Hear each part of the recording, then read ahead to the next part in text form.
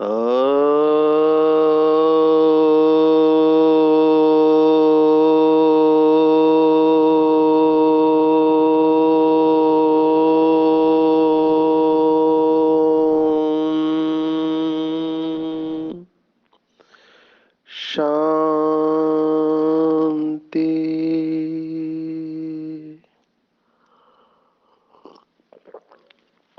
आज 2 जनवरी 2023 भारत में सोमवार है। Today is 2nd January 2023 and it's Monday in Bharat. आज की मुरली का जादुई रहस्य स्वयं को प्रेरणा देने के लिए magical secrets of today's Murli for motivating the self.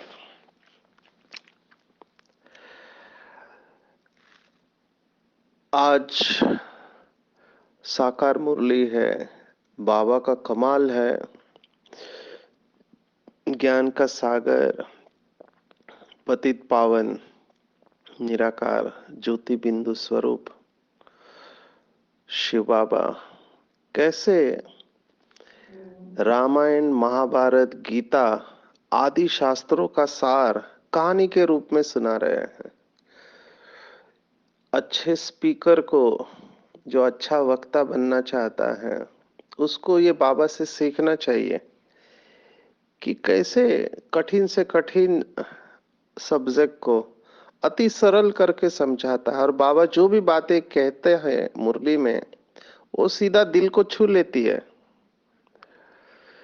जिन्होंने भी लौकिक भगवत गीता पढ़ी है, उनका तो क्या कहना, उन्हें तुरंत पता चल जाएगा कि आज की साकार मुरली में बाबा ने चौथा, पांचवा, छठा, सातवां, आठवां अध्याय, 18वां अध्याय सभी के श्लोकों को टच कर लिया है। पर बाबा की भाषा कितनी सुंदर है, सरल है, एक आम इंसान भी इसको समझ सकता है। और बाबा का बताने का तरीका है सिनोनिम एंड एंटोनिम, हम कहते हैं समान और विरुद्ध अर्थ शब्द जोड़ियों में बाबा समझाता है। तो आज की मुरली में जो जोड़ियां आई है वो है पुरानी दुनिया, नई दुनिया, या विकर्म और अकर्म, या स्वर्ग और नरक, या पवित्र और पापी, मृत्युलोक, अमरलोक। तो ऐसी बहुत सारी जोड़ियां आई है जिससे सब्जेक्ट क्लियर हो जाता है। सौभाग्यशाली और दुर्भाग्यशाली, ये भी जोड़ी आ गई है। तो सब्जेक्ट हमारा एकदम क्लियर हो जाता है। और इसके साथ जो जोड़ियां आई हुई है, एक एक जोड़ी की गहराई में जाए तो भी सब्जेक्ट समझना और समझाना हमारे लिए सरल हो जाता है। व्यर्थ और समर्थ की जोड़ी है, अच्छे और बुरे की जोड़ी है। तो आज की पूरी मुरली को अगर हम एक शब्द में पैकअप करें तो वो शब्द होगा भाग्य। इस शब्द के अंदर पूरी मुरली आ जाती है। लिटिल वंडर कि दुनिया में इसको इतना महत्व देते हैं इस शब्द को। और जैसे हम भाग्य बोलते हैं, उसके साथ दूसरा शब्द आता है कर्म, क्योंकि कर्म और भाग्य दोनों का कनेक्शन है। बाबा को भाग्य विधाता कहते हैं और कर्मों के गुह्य गति के ज्ञाता भी कहते हैं। मुझे भाग्य विधाता शब्द बहुत अच्छा लगता है, क्योंकि इस शब्द में जस्टिस है, न्याय है। ज्ञान में आने से पहले मुझे ऐसे लगता था कि कितना अन्याय है दुनिया में, कितना अन्याय है, इनजस्टिस है, ऐसे मुझे लगता था। लेकिन जैसे ही ज्ञान की गहराई में गए तो पता चला कि इस पूरे ड्रामा में संपूर्ण न्याय है। There is no injustice in this drama, क्योंकि पूरा ड्रामा कर्मों के ऊपर है। जो बाबा का बच्चा इस बात को हर क्षण याद रखता है, उसकी स्थिति श्रेष्ठ बननी है। आज की मुरली में चौथे अध्याय के काफी सारे श्लोक आए हैं। पहला तो 13वां श्लोक जो हमने कई बार देखा, वर्णों की बात आज आई है मुरली में कि ब्राह्मण, देवता, क्षत्रिय, वैश्य, शूद्र। तो ये श्लोक चौथे अध्याय में 13वां श्लोक है। चातुर्वर्ण्यम मया सृष्टम गुण कर्म विभागशः। परमात्मा को रचयिता कहा गया है। तो रचयिता कैसे है और वो क्या रचता है और क्या नहीं रचता है, ये आज की मुरली में बाबा ने स्पष्ट किया है। दुनिया में लोग ऐसा समझते हैं कि सबका भाग्य लिखने वाला परमात्मा है। तो जो भी सुख दुख लिखा है वो सब परमात्मा ने लिखा है। अभी इसमें गलती क्या हो गई कि बाबा सुख दुख का रास्ता बताता है, लिखता नहीं है। लिखना तो हमको ही है। केवल इस बात को समझने में कंफ्यूजन हुआ है। वो भाग्य का विधान करता है। विधान माना नियम बताता है, रूल्स ऑफ द बुक बताता है। इसलिए भगवत गीता को कई लोग मैनुअल कहते हैं, जीने का मैनुअल कहते हैं कि जिया कैसे जाए वो भगवत गीता आपको सिखाती है, आर्ट ऑफ लिविंग सिखाती है। तो बाबा ने हमको ये ड्रामा में खेलने के नियम बताए हैं कि कौन सा खेल खेलोगे तो अवार्ड मिलेगा, कौन सा खेल खेलोगे तो पनिशमेंट मिलेगी। फुटबॉल खेल में रेड कार्ड दिया जाता है, किसी को येलो कार्ड दिया जाता है, किसी को पेनल्टी किक मिलती है, वो गोल मारता है पेनल्टी किक से। तो कुछ ऐसे ही नियम यहाँ पर भी है। क्या करने से रेड कार्ड मिलता है कि बाहर बैठना पड़ता है या इंजर्ड हो जाते हैं। तो खेल के दृष्टि से अगर हम समझेंगे तो बहुत इजी हो जाएगा। तो बाबा ने स्पष्ट कहा कि मेरे ऊपर जो कहते हैं कि मैं ही स्वर्ग और नर्क बनाता हूं, इसमें संपूर्ण सच नहीं है। या बाबा ने आज ऑब्जेक्शन लिया है कि कहते हैं कि माया को भगवान ने रचा है, क्योंकि 7वें अध्याय में ये श्लोक आता है, चौथावा, मम माया दुरतया दैवी गुणमयी हर्षि मम माया दुरतया। मेरी माया करके आया हुआ है।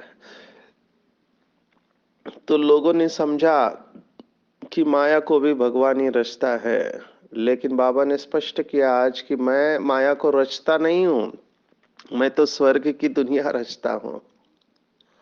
तो ये जो काहे को दुनिया बनाई रे भगवान के ऊपर आरोप लगाया है, वो गलत है। भगवान ने ऐसी दुनिया ही नहीं बनाई जहां पे माया हो। भगवान ने तो माया से मुक्त किया था। तो ये समझने का फेर है। बाबा ने कहा इस समय किसी भी मनुष्य के कर्म अकर्म नहीं हो सकते, क्योंकि माया का राज्य है। तो ये है 17वां श्लोक चौथे अध्याय का। कर्मणः अपि बोद्धव्यम बोद्धव्यम च विकर्मा अकर्मणश्च बोद्धव्यम गहना कर्मणो गति। तो बाबा ने कहा अकर्म केवल सतयुग में रहते हैं, क्योंकि वहां माया नहीं होती। जहां माया है वहां कर्म हो ही नहीं सकता है। अभी ये बात पवित्रता के साथ और सन्यास के साथ जाती है कि सन्यासी जो है वो इसी कारण घर बार को छोड़ते हैं। तो बाबा ने ये भी हमको रहस्य बताया है। इसलिए मुरली में बहुत सारे रहस्य है, सिर्फ हमको डॉट्स को कनेक्ट करना आना चाहिए। तो आदि शंकराचार्य ने लोगों को घर बार छोड़ने को क्यों कहा? क्योंकि उस समय पतन था, 1500 वर्ष पूर्व बहुत विकार में जा रहे थे। और ये सन्यासियों की भी महिमा कम नहीं है, उन्होंने भारत को थाम के रखा, क्योंकि उनको पता चला कि विकार ही विकार है सभी, अभी उनका भी कोई दोष नहीं। ये आत्माएं आई है कलयुग में तो उनको विकार ही दिखाई देंगे। तो उन्होंने कहा इस दुनिया में सुख है ही नहीं, जो भी सुख है वो काग विष्ठा के समान है, छोड़ो ये दुनिया। लेकिन लौकिक भगवत गीता भी इसके बारे में कहते हैं। अभी सन्यास के ऊपर 5वां अध्याय है, 6ठा अध्याय है, फिर 18वां अध्याय भी है। 18वें अध्याय में तो मोक्ष संन्यास योग सबसे बड़ा अध्याय है, 78 श्लोक है, 78। तो उसमें सात्विक, राजसी और तामसी त्याग कहा गया है। तो सात्विक त्याग कौन सा है? तो संगम त्यक्त्वा फलम चैव स त्यागा सात्विको मथा, ऐसे 18वें अध्याय में 9वां श्लोक आता है। आसक्ति और संग के त्याग कर फल को मन से त्याग करना है, तो ऐसे त्याग को सात्विक त्याग कहा गया है। तो मोह के वश या दुख के वश जो त्याग करते हैं कि दुख होगा या मोह होगा, तो उसको राजसी और तामसी त्याग कहा गया है। तो काय क्लेश भयात् त्यजेत, दुख दुःखमित्येव यत्कर्ष यत्कर्म काय क्लेश भयात् त्यजेत, इसको राजसी त्याग कहा गया है। दुख होगा, क्लेश होगा, इसे तो जंगल में चले जाओ। और मोहा तस्य परित्याग त्यागा तामसा परिकीर्तिते कीर्तिता तो ये तामसी त्याग है, मोह के वश। बाबा हमको सतोप्रधान संन्यास सिखाता है कि रहना इसी दुनिया में है, घर बार छोड़ना नहीं है, रहना पुरानी दुनिया में। लेकिन कैसे रहना? तो जैसे कहा गया है, पद्म पत्र युवाम बसा, जैसे पद्म पत्र रहता है, कमल का फूल, कीचड़ में रहते हुए न्यारा, और उसके ऊपर कुछ भी ठहरता नहीं है, पानी की बूंद भी बह के चली जाती है। तो हमको ऐसे रहना है, रहना पुराने संसार में है, लेकिन संसार का पानी हमारे अंदर नहीं जाए। इसलिए इस मृत्यु संसार सागर में तैर वही सकते हैं जो अपने आप को परमात्मा को सौंप देते हैं, मन बुद्धि से समर्पित है। ये पूरी भगवत गीता का ज्ञान है बाबा जो दे रहे हैं। तो ऐसे बाबा के बच्चों को भगवान बहुत बड़ी प्राइज देता है। तो श्रीमत पर अभी ये भी आज आया है, श्रीमत, शास्त्रों की मत, मनुष्य की मत, आसुरी मत और दैवी मत, 5 प्रकार की मत है। सतयुग और त्रेता युग में दैवी मत है, द्वापर और कलयुग में आसुरी मत है, जिसको मनुष्य मत कहा गया है, या परमत भी कह सकते हैं। यह होती है शास्त्रों की मत, ये सभी मनुष्य के मत है। और सबसे श्रेष्ठ है ईश्वर की मत, जो ईश्वर परमात्मा ज्ञान का सागर हमको संगम युग पर दे रहा है, जिसके आधार पर हम अपना भाग्य बना रहे हैं। तो भाग्य शब्दों को मैंने इसीलिए लिया कि हमारे हाथ में ये भाग्य की लकीर की कलम बाबा ने दी है, जितना खींचना चाहो खींचो। अभी इसी में ही नंबर बनते हैं, इसी में ही नंबर बनते हैं, क्योंकि एक तो कलम पकड़ना नहीं आता है, पकड़ना है तो खींचना नहीं आता, खींचता है तो बीच बीच में टूट जाती है। लगातार निरंतर खींचते रहे, ये नहीं होता है, क्योंकि कर्म और कर्म की गुह्य गति में नहीं जाते हैं, वश हो जाते हैं। तो बाबा ने आज कहा है, वार्निंग दिया है, जो बार बार माया से हार खाते हैं उनका पासपोर्ट कैंसिल हो जाता है। इसको भी बहुत अच्छी तरह से समझना है। जो बार बार हार खाते हैं उनका कॉन्फिडेंस खत्म हो जाएगा, वो गिव अप कर देंगे कि अब मेरे से नहीं होता है। इसको बाबा ने घूसे के साथ बताया, माया की बॉक्सिंग है ये। बाबा ने कहा बॉक्सिंग आप कब तक उठकर खड़े हो जाएंगे? 1-2 बार तो आप उठकर खड़े हो गए, लेकिन एक ऐसा घुसा लगा तो कहते हैं कि चारों मुंडी चित, फिर उठ नहीं पाते हैं। और फिर वो रेफरी होता है, 1 से 10 गिनता है, अगर आप नहीं उठे तो गए। कुछ ऐसी बात यहाँ पर होती है कि बार बार अगर कोई बाबा का बच्चा गलती कर रहा है, बार बार कर रहा है, जो नहीं करना चाहिए वो करता है, तो धीरे धीरे वो संस्कार कड़ा होने लगता है, पक्का होने लगता है। जिसको कल बाबा ने संडे की मुरली में कहा वाइब्रेशन, जिसको कहा दीवार खड़ी हो गई है, या जिसको कहा पत्थर की लकीर है। पत्थर की लकीर, दीवार, वाइब्रेशन का या कड़े संस्कार, तीनों का भाव समझना है कि उसको फिर मोल्ड करना बहुत मुश्किल हो जाता है। और फिर वो आत्मा मन से हार जाती है। मन से हारना होता है। एक्चुअली लौकिक भगवत गीता हमको कॉन्फिडेंस देती है। हमने बार बार ये देखा है, लौकिक भगवत गीता हमको कॉन्फिडेंस देती है। ये भी चौथा अध्याय है, तो उसमें भी हमने देखा कि भगवत गीता हमको बताती है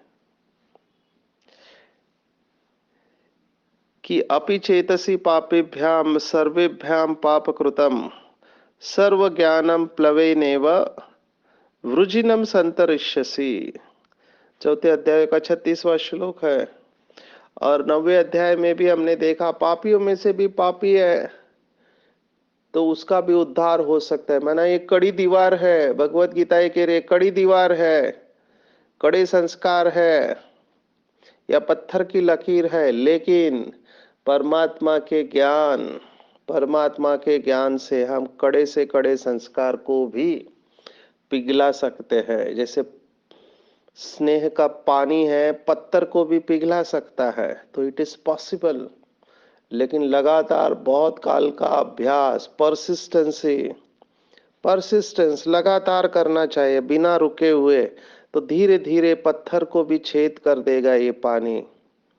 पर ये ज्ञान रूपी स्नान, जिसको बाबा ने कहा कुछ दिन पहले, ज्ञान स्नान करना है, तो इसको बहुत अच्छी तरह समझना है। तो सौभाग्यशाली कहाँ है? सौभाग्यशाली सतयुग में है। फिर भाग्यशाली कहाँ है? त्रेता युग में। फिर दुर्भाग्यशाली कहाँ है? द्वापर युग में। और महान दुर्भाग्यशाली कलयुग में। और पद्मा पदम भाग्यशाली संगम युग में। भाग्य शब्द को लेने का आधार है, भाग्य के ऊपर ये पूरा ड्रामा है। पद्मा पदम अभी है, फिर सतयुग में सौभाग्यशाली है, त्रेता में भाग्यशाली है, द्वापर में दुर्भाग्य की शुरुआत होती है, और महान दुर्भाग्यशाली कलयुग में। तो अभी हमारे पास है पद्मा पदम भाग्य। हर कदम में पदम, बहुत अच्छा शब्द है, कदम में पदम। अगर हर कदम, कौन सा कदम? संकल्प रूपी कदम। हमारा संकल्प रूपी कदम, हर संकल्प हम परमात्मा की याद में करते हैं, उसको सफल होना ही है। ये कल की अव्यक्त अवतरण की मुरली है। संकल्प के खजाने को सफल करो, बाकी सब अपने आप हो जाएगा। संकल्प में बेहद से रहो, इसको सतो प्रधान संन्यास कहा गया है। अंग्रेजी में कहते हैं think globally and act locally. बहुत सुंदर है अंग्रेजी शब्द।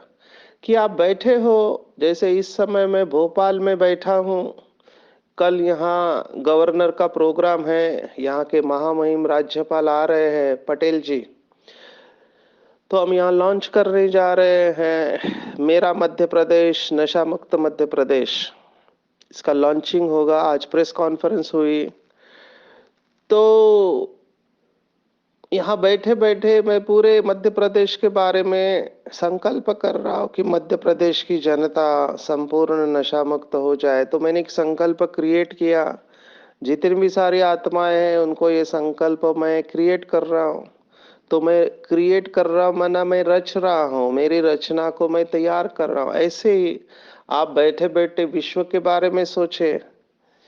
एक एग्जाम्पल आपको दिया, तो विश्व के बारे में क्या सोचना है? इस समय विश्व में जितने भी देश है, ऑफिशियल संख्या है 195 कंट्रीज है। फिर कोई डिस्प्यूटेड टेरिटरीज है कुछ 15 के करीब।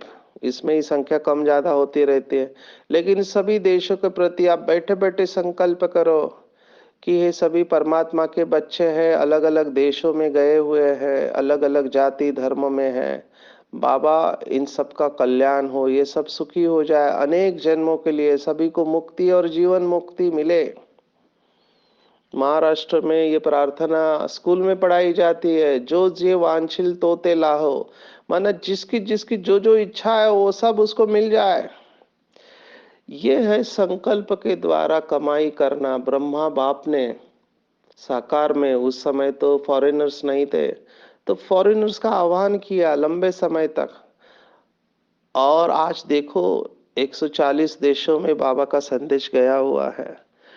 तो इस तरह से अपनी पवित्रता की शक्ति को बढ़ाना है और अपने आप को महान दुर्भाग्यशाली से पद्मा पदम भाग्यशाली बनाना है, और उसका आधार है श्रेष्ठ कर्म। पर ये कैसे होगा? जब हम इसकी गहराई में जाएंगे। गहराई में जितना डेप्थ में आप जाएंगे उतना आपका अटेंशन बढ़ता जाएगा। जो जगदीश भाई ने मुझे कहा था, अगर बिंदु बनना है तो ज्ञान में सिंधु बनना पड़ेगा, पर बिंदु बनना है तो ज्ञान में सिंधु बनना पड़ेगा। माना क्या? तो बाबा की मुरली की गहराई में जाना है। एक ही मुरली में महाभारत को भी टच किया, रामायण को भी टच किया है, आज की मुरली में फिर गीता भी बताया है। तो तीनों का क्या कनेक्शन है? तो महाभारत में द्रौपदी है और रामायण में सीता है। तो ये सीता और द्रौपदी कौन है? तो बाबा ने बताया ये आत्मा की बात है। तो दोनों का ज्ञान के साथ कितना गहरा कनेक्शन है कि हम आत्माएं, हमसे गलती क्या होती है? हमारा भाव अच्छा होता है। भाव क्या है कि हम सबको शांति चाहिए, लेकिन हमारे तरीका गलत होता है। इसके वजह से विकर्म होते हैं, क्योंकि माया का राज्य है। तो सीता का इंटेंशन या भाव अच्छा था, ब्राह्मण है, मदद करना चाहिए। पर गलती क्या हुई? बहुत सारी गलतियां हुई, लेकिन सबसे इंपॉर्टेंट गलती क्या हुई? सुख देने को गई लेकिन मर्यादा क्रॉस किया। जैसे कई हमारी भोली भाली माताएं हैं, अभी वो भोली भाली इसलिए है क्योंकि सुना है पति को दुख नहीं देना है, पति परमेश्वर है, इस मान्यता के साथ चलती है। अभी पति को बुरा लगे इसलिए उसको अपना शरीर सौंप देती है, ज्ञान में चलने के बाद भी, क्योंकि भोली है। तो सुख देने का थॉट तो अच्छा है, लेकिन मर्यादा छोड़ के सुख नहीं देना है। फिर शोक वाटिका में चले जाएंगे, क्योंकि बॉडी कॉन्शियसनेस बढ़ेगा, और वो दुख की जननी है बॉडी कॉन्शियसनेस, अपवित्रता। तो सीता ने मर्यादा क्रॉस किया, इसलिए शोक वाटिका में गए। तो देखना चाहिए, देखना चाहिए, हम सब आत्माएं सीताएं हैं। हमारा भाव अच्छा है, लेकिन वो सुख और शांति का अनुभव करने के लिए कहीं हम मर्यादा को तो क्रॉस नहीं कर रहे हैं। मर्यादा बाबा ने थॉट लेवल तक की दी है, बोल और कर्म का तो छोड़ो, बड़ी बात हो गई। अभी टाइम है संपूर्ण अवस्था का, तो बोल और कर्म तो बहुत बड़ी बात हो गई। संकल्पों के स्टेज में संकल्प से भी निगेटिविटी को टच नहीं करना है। उन्हीं को बाबा ने सच्चा वैष्णव कहा हुआ है। तो बहुत अटेंशन रखना है। अगर हम चाहते हैं, हमारा लक्ष्य है कि हम बाप समान बने, तो जैसे ब्रह्मा बाप ने संकल्प में भी पवित्र रहे, हमारी दादियां संकल्प में भी पवित्र रहे, आज हम उनको एक्सेप्ट करते हैं, तो क्यों ना हम भी ये लक्ष्य रखें कि हम संकल्प की लेवल पर व्यर्थ और निगेटिव से मुक्त रहे, हमेशा श्रेष्ठ संकल्प। तभी हम अशोक अशोक वाटिका में जाएंगे। अशोक माना जहां कोई शोक नहीं है, वही सतयुग है।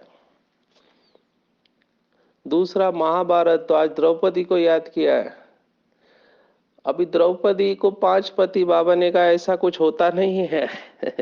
5 पति कैसे हो गए? बाबा ने प्रश्न पूछा है। और एक अर्जुन को कैसे ज्ञान बैठ, वो भी लड़ाई के मैदान में। तो बाबा ने महाभारत का भी राज आज बताया है। तो ये लड़ाई कोई स्थूल लड़ाई नहीं है, ये हमारे मन के अंदर युद्ध चल रहा है। टू बी और not to be, that is the question, कहते हैं। जैसे डायबिटीज वाले मरीज के अंदर ये द्वंद्व चलता है शादी में, या ब्रह्मा भोज में थाली में मिठाई आ गई, जिलेबी आ गई, रसगुल्ला आ गया, खाओ नहीं खाओ, खाओ नहीं खाओ, दिल कहता है खाओ खाओ, दिमाग कहता है मत खाओ मत खाओ। ये युद्ध है, करना है या नहीं करना है। अगर इंद्रियों के वश हो गए तो खा लेंगे, बाद में पछताएंगे। तो ये सुख का 18वें अध्याय में बताया, तामसी सुख और सात्विक सुख। ये क्रेडिट कार्ड और डेबिट कार्ड की तरह होता है। क्रेडिट कार्ड कहता है अभी ऐश कर लो, बाद में भर लेंगे। डेबिट कार्ड अभी तकलीफ होती है, बाद में सुखी होते हैं। तो ये तामसी सुख अभी आकर्षण में लेके जाता है। बाबा ने यहाँ पर भी पकड़ा है, कहा कई बच्चे हैं कहते हैं अभी तो मौज कर लो, कल किसने देखा है। अब ये रॉन्ग है thinking, I am sorry to say. ये लौकिक का तरीका है सोचने का कि अभी तो मौज कर लो, कल किसने देखा है, कल रोना पड़ेगा। क्योंकि बाबा ने मुरली में स्पष्ट कहा है देख लेना, ये बाबा का जवाब था। तो कभी इस गलत फहमी में मत रहे कि हम कुछ भी करें कौन देख रहा है। रॉन्ग। बाबा के पास हर सेकंड का हमारा चार्ट है, बाबा हर क्षण देख रहा है आपको, फोटो के साथ, वीडियो के साथ। बाकी यहाँ पे आप जितने भी वीडियो डिलीट करो, लेकिन वहां का वीडियो डिलीट नहीं होता। वो धर्मराज है, धर्मराज है, वो चित्रगुप्त है, वो हर चित्र आपको दिखाएगा, क्योंकि अविनाशी रिकॉर्डिंग है ये। तो इस गलत फहमी में मत रहे। ध्रुव पद, द्रौपदी माना ध्रुव पद को प्राप्त किया, कैसे? लक्ष्य के ऊपर अपना ध्यान एकाग्र किया। तो उसके भीम शक्तिशाली बनना पड़ेगा, है ना। सहयोग की शक्ति, नकल करने की शक्ति, और युद्ध में स्थिर रहना पड़ेगा। माया से डरना नहीं है। कितने भी संकल्प विकल्प आए, कर्मेंद्रिया प्रेशर क्रिएट करती है। मैंने देखा मेरे पास जितने भी फोन आते हैं बेचारे दुखी है, क्योंकि प्रेशर है अंदर, संस्कारों का प्रेशर है। प्रेशर डालते हैं संस्कार कि एक बार कर लो, एक बार, बाद में कंट्रोल कर लेंगे। सॉरी, एक बार आपने अगर उसको ढीला छोड़ दिया, माया को एंट्री दे दी, जैसे बाबा ने कहा कई बच्चे माया को चाय पानी पिलाते हैं तो फंस जाएंगे।